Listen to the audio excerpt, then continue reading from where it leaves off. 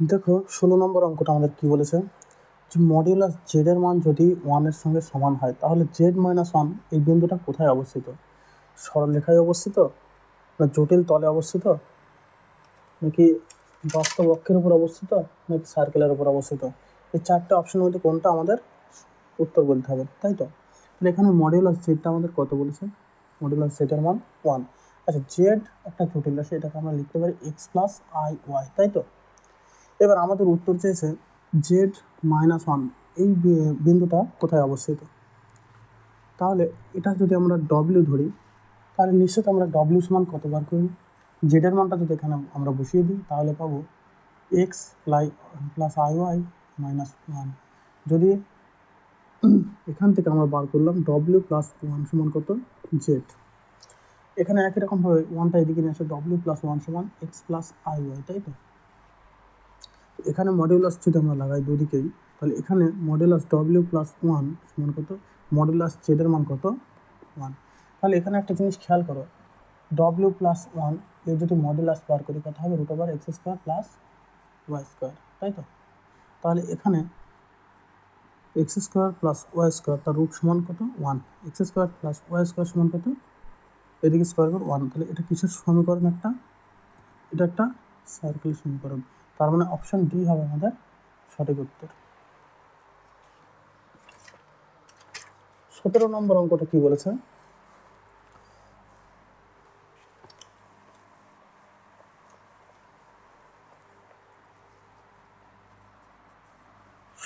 অঙ্কটা আমাদের বলেছে কমপ্লেক্স কনজুগেট অফ -5 -3 আর এটা ইজ। তাহলে এখানে কনজুগেট মানে কি, বাংলাতে বলা হয় অনুবন্ধী, ঠিক আছে? তো এখানে যেটা দেওয়া আছে সেটা আমরা লিখলাম -5 -3i। এর কনজুগেট অলওয়েজ কী হবে বলতো, শুধু ইমাজিনারি পার্টটার চিহ্ন পরিবর্তন করলে আমাদের অ্যান্সারটা হয়ে যাবে। তার মানে -5 + 3i, এটা হবে কি 3i, এটা হবে আমাদের কি কনজুগেট। তাহলে কোনটা উত্তর হবে আমাদের, অপশন সি হবে আমাদের রাইট অ্যান্সার।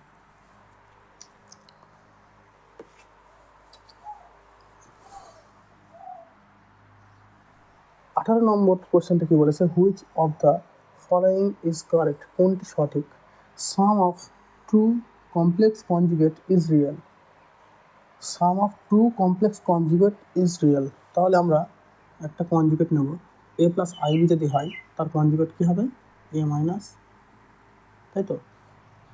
এ প্লাস আয়োটা বি এর কমপ্লেক্স কনজুগেট হবে কি, এ মাইনাস আয়োটা বি। তো এই দুটো যদি আমরা যোগ করি, উত্তর কথা হবে আমাদের 2a। এটা একটা কি রিয়েল নাম্বার। তাহলে এখানে কি প্রথম অপশনটা ঠিক আছে।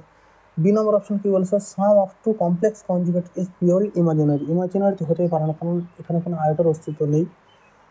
সাম of two complex conjugates is again complex, আবার দ্বিতীয়বার কমপ্লেক্স হবে, এটাও একটা ভুল, ঠিক আছে? নান অফ দ্য অ্যাভাব, এটা তো হতেই পারে না। তার মানে অপশন কোনটা হবে আমাদের, এ হবে সঠিক উত্তর। 19 নম্বর কোশ্চেনটা কি বলেছেন, which of the following is correct.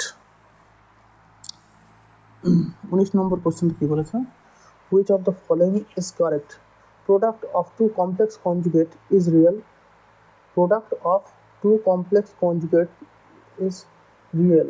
তাহলে দুটো কনজুগেট যদি এ প্লাস আইবি এটা দিয়ে আমরা বুঝি, এখানে 19 নম্বর করলাম, এই এ প্লাস আয়োটা বি এবং এ মাইনাস আয়োটা বি এটা হচ্ছে কি পরস্পরের কনজুগেট, তাই তো? যদি কনজুগেট হয়, যদি আমরা গুণ করি, এটা যদি গুণ করি কী পাবো বলো তো, a square minus iota square b square, তাহলে a square plus b square, যেহেতু আয়োটা স্কোয়ারের মান কত, -1, তাহলে এই মাইনাসটা হয়ে যাবে, প্লাস হয়ে যাবে। তাহলে এটা আমাদের কী হবে, একটা রিয়েল নাম্বার হবে। এখানেও কোনটা উত্তর হবে, এখানেও দেখো অপশন এ হবে আমাদের সঠিক উত্তর। 20 নম্বর কোশ্চেনটা কি বলেছে,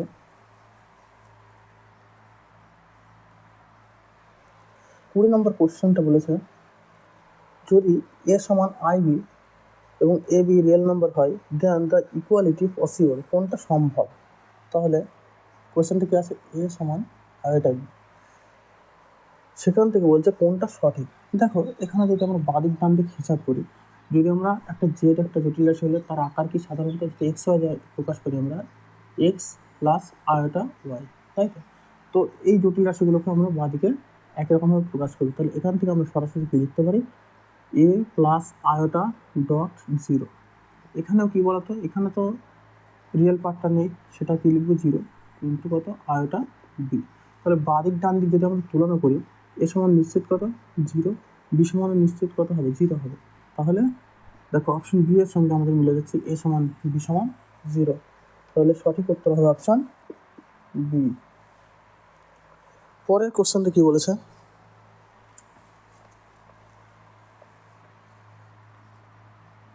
21 নম্বর কোশ্চেনটা আমাদের বলেছে 1 minus iota x by 1 plus iota x সমান এ মাইনাস আয়োটা বি যদি হয়, তাহলে কোনটাকে নিচের কোন সমীকরণটাকে স্যাটিসফাই করবে। তাহলে এই অঙ্কটা দুরকমভাবে করা যায়। 21 নম্বর অঙ্কটা কি বলেছে দেখো, 1 minus iota x 1 minus iota x by 1 plus iota x সমান কত এ মাইনাস আয়োটা বি। এই অঙ্কটা দুরকমভাবে করতে পারো। কেউ যদি বাদিক ডান দিক যোগ ভাগ প্রক্রিয়া কাজে লাগিয়ে এক্স এর মান বার করে সেখান থেকে একবার ইমাজিনারি পার্ট যেটা থাকবে সেটা সমান জিরো করে দিয়ে উত্তরটা মেলাতে পারবে, ঠিক আছে। আরেকটা পদ্ধতি আছে, যদি বাদিকে করণ নিরসন প্রথমে আমরা করে নিই, ঠিক আছে, তাহলে কি আসতে পারে সেটাই আমরা করব, ঠিক আছে। তো প্রথমে আমরা বাদিকে যদি করণ নিরসন করি, উপর নিচে কী দিয়ে গুণ করব, 1 প্লাস আয়োটা এক্সের সঙ্গে গুণ করতে হবে 1 মাইনাস আয়োটা এক্স, ঠিক আছে। তাহলে সেই পদ্ধতিতে আমরা করছি, বা উপর নিচে গুণ করো 1 মাইনাস আয়োটা এক্স লিখে দিলাম, নিচে আছে 1 প্লাস আয়োটা এক্স। যদি আমরা করণে নিরসন করি তাহলে উপর নিচে কত দিয়ে গুণ করব, 1 মাইনাস আয়োটা এক্স, উপরটা ডবল হয়ে যাবে, তাহলে ডান দিক কী থাকবে এ মাইনাস আয়োটা বি। উপরে যদি সূত্র করি square minus 2ab plus b square by square minus b square, ডান দিকে যেমন আছে তেমন। যদি হিসাব করি 1 মাইনাস 2 আয়োটা এক্স, এখানে মাইনাস আয়োটা স্কোয়ার মান হয় কত, আয়োটা স্কোয়ার মানে -1, সেই জন্য আমরা এখানে মাইনাস দিয়ে দিলাম মাইনাস এক্স স্কোয়ার, নিচে হবে 1 মাইনাস একটা থাকবে, সে ভিতরে ঢুকে কত হবে প্লাস, যেমন আছে তেমন লিখি। এবার বাস্তব আর অবাস্তব অংশ আলাদা করে দাও, 1 minus x square by 1 plus x square, এখানে হবে iota into 2x by 1 plus x square সমান এ মাইনাস আয়োটা বি। এখানে এ কত বি কত আমরা পরিষ্কারভাবেই বুঝতে পারছি। এখানে আমরা বলতে পারি এ সমান কত 1 minus x square by 1 plus x square, b সমান কত বলতে পারি 2x by 1 plus x square. তাহলে যদি আমরা প্রথম অপশানটার সাথে মিলাই, স্কোয়ার প্লাস বি স্কোয়ার সমান কত আসবে দেখো, 1 minus x square by 1 plus x square তার whole square plus 2x by 1 plus x square তার হোল স্কোয়ার। নিচেরটা লসাও করে দাও, সেম জিনিস, 1 প্লাস এক্স স্কোয়ার বাই তার হোল স্কোয়ার হবে, উপরে থাকবে কি 1 মাইনাস এক্স স্কোয়ার তার হোল স্কোয়ার প্লাস 2x এর হোল স্কোয়ার কত হয় 4x স্কোয়ার। তাহলে কত থাকে, উপরটা যদি সূত্র প্রয়োগ করি a minus b whole square plus 4ab, আরেকটা সূত্র ছিল এ প্লাস বি হোল স্কোয়ারের, সেই সূত্রটা আমরা লিখে দিলাম। এ প্লাস বি হোল স্কোয়ারের আরেকটা সূত্র ছিল, উপরটা সেই সূত্র অনুসারে করলাম, কেটে গিয়ে কত 1। তাহলে অপশন এ হবে আমাদের সঠিক উত্তর। 22 নম্বর অঙ্কটা ঠিক একই রকমভাবেই হবে, 22 নম্বর অঙ্কটা ঠিক একই রকমভাবেই হবে।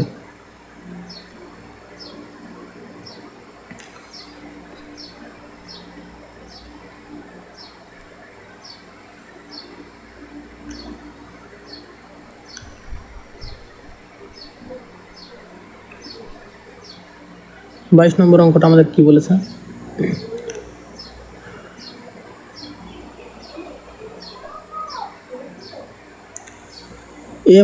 এ প্লাস আয়োটা বি সমান c minus plus iota by c minus iota.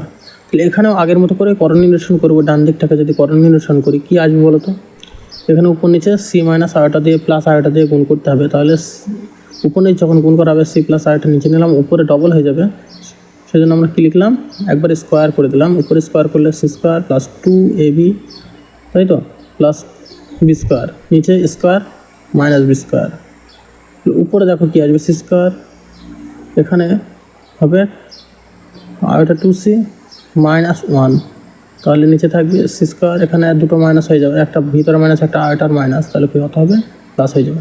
এখানে বাস্তব অবাস্তব অংশ আলাদা করে দাও, তাহলে আগের মতোই সেম চলে আসবে।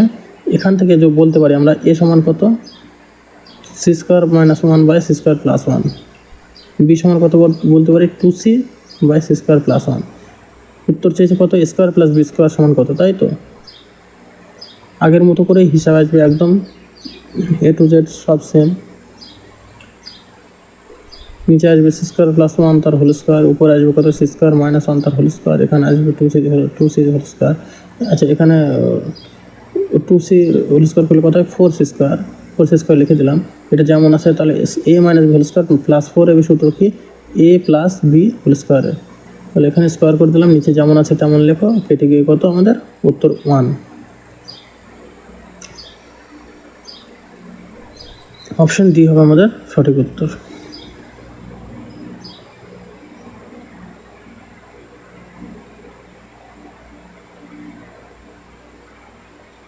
23 নম্বর অঙ্কটা নতুন কিছু বলার দরকার নেই। Z1 আর Z2 যদি দুটো জটিলের সাথে তাদের যোগ করে পরে মডুলাস করলে, আবার যদি আলাদাভাবে মডুলাস করে যোগ করা হয় তাহলে কোনটা বড় হয়? অবশ্যই আলাদা করে যখন করা হয় সেটা বড় হয়, তাই তো। আলাদাভাবে যদি মডুলাস নেওয়া হয় আর যদি একসাথে মডুলাস নেওয়া হয় তো আলাদাভাবে মডুলাসের মানটা বেশি হয়। মাইনাসের ক্ষেত্রে তার মানে কী হবে, নিশ্চিত উল্টো হবে। তার মানে কী হবে বলো তো, গ্রেটার দেন ইকুয়ালস, তার মানে তাই তো নাকি?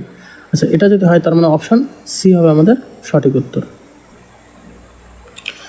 আচ্ছা 24 নম্বর অঙ্কটা কি বলেছে, জেড সমান -1 প্লাস i/√3।